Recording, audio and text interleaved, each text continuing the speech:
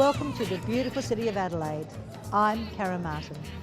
The newsroom is coming to you direct from the 2014 Leading Age Services Australia National Congress. The theme of this year's Congress is Breakthrough, Motivate, Innovate and Integrate. And with that in mind, we look forward to bringing you the latest in thought leadership, experience and the opportunity to share knowledge. Now it's a jam-packed and exciting program and we hope you enjoy the highlights from some of the keynotes. Hi, I'm Mandy Collins from Thompson Healthcare. Hi, I'm Mel Humphries. I'm from R-Care. I'm Lynn Bruce and I'm from Doherty Apartments. I'm Chris Westacott. I'm the Managing Director of Real Ice Performance. I'm Jacqueline Merkins. I'm the Project Manager for Laser. My name's Tim Longhurst and I'm a futurist. Hi, I'm Jason Fox. I'm a Motivation Design Specialist. Patrick Reed, CEO of Leading Age Services Australia. And I'm Sarah Leaney from Thompson Healthcare.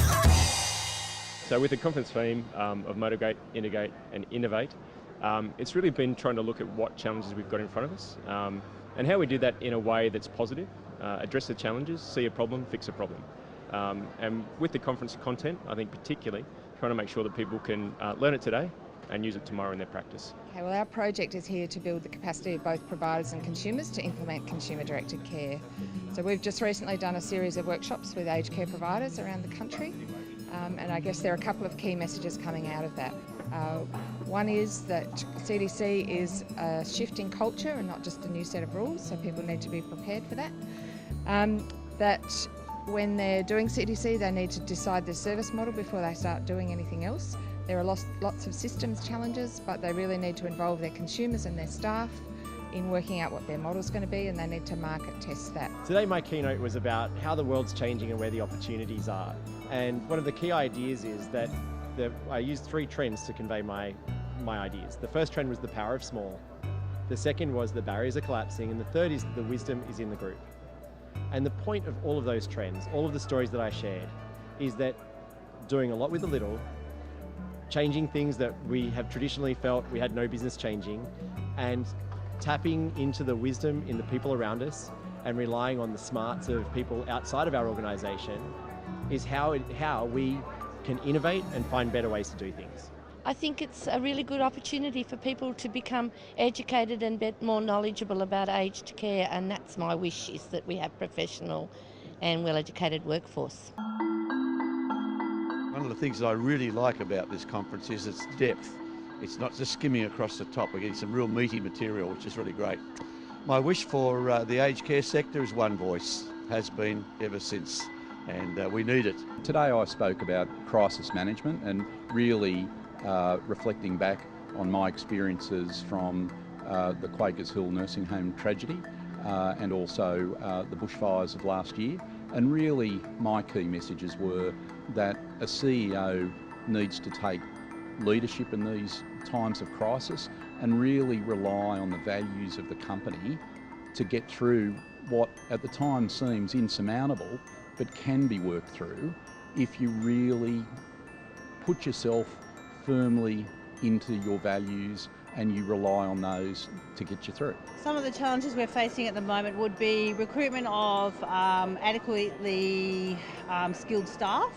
We're certainly having to look at where we are going to career path our staff and create that strategic planning of how we're going to career path and how we're going to create opportunities for our staff within our organisation. I'm doing the closing keynote for this event, so often at this point in the agenda, and particularly looking at the program we've got here, there are so many ideas going around, there are so many great insights, so many connections people have made. The risk is that they can go nowhere because we're doing so much work, we've all got inboxes that are overflowing with emails, and we're going against the grain to make new things happen. What I hope to provide is, as well as recapping on some of these key ideas and insights, is a bit of a framework to approach progressing new work, to pioneer into uncharted territories in a different way that I think will be much more sustainable, and how we actually stay motivated to do the work that matters. I think the biggest issue is that the Australian community doesn't really believe that what we do as a sector is really great. And I find this so sad because we do a fabulous job. It's been great to be here at the conference the last day or two. I've just met so many wonderful people who just do fantastic things every day, but we're not getting the message out to the community. And because of that, we're not given much leeway when tough things happen. And so for me, it's really about making sure over the next few years, you know, I help as much as I can to get the good stories out there so people in Australia see that aged care is led by good people and there's great people working inside it doing a fabulous job every day. People in aged care are often expected to do a lot with a little. There's time pressures, resource pressures, and the reality is that finding better ways to do things is essential. But most organisations don't have innovation budgets and they're not likely to anytime soon. So a lot of what I talked about today was about how we can do simple things, building relationships, asking for help, that don't necessarily rely on a large innovation budget or on approval from a CEO or from, more importantly, the CFO. Home Care Today has a very comprehensive website.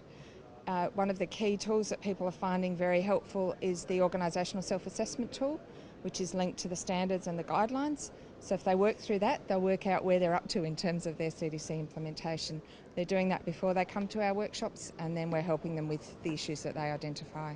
And of course tonight we have our gala dinner, so a chance for everybody to have a bit of fun.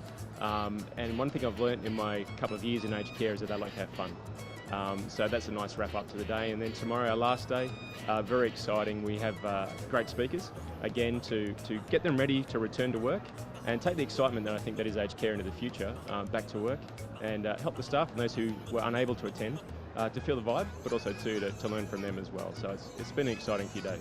Conference is a great conference, great networking, really interesting topics, good business focus of aged care, so I'm really into the way it works. This whole event we've brought in-house to manage, and it has been fantastic. Really, really exciting, really good numbers. Seems to be that everyone's very positive about it. It's actually quite rare that events pull it off as well as you guys have. The balance between brilliant opening speakers, Graham, the presentations he gave were amazing. The guy from Holland, Jos de Blok, his insights were so phenomenal, and just a lot of these things, it's not necessarily about sharing new content with people, but new perspective.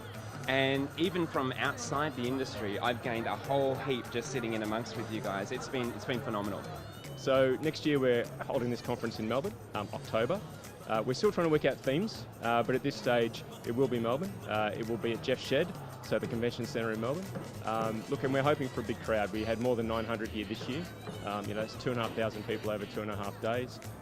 So we're expecting 1,000, if not more. So Melburnians turn up to anything, but of course this is an open invite to the rest of Australia. Members and non-members, we've got a good roll-up of everybody here, so we'd love to see them in Melbourne next year in October.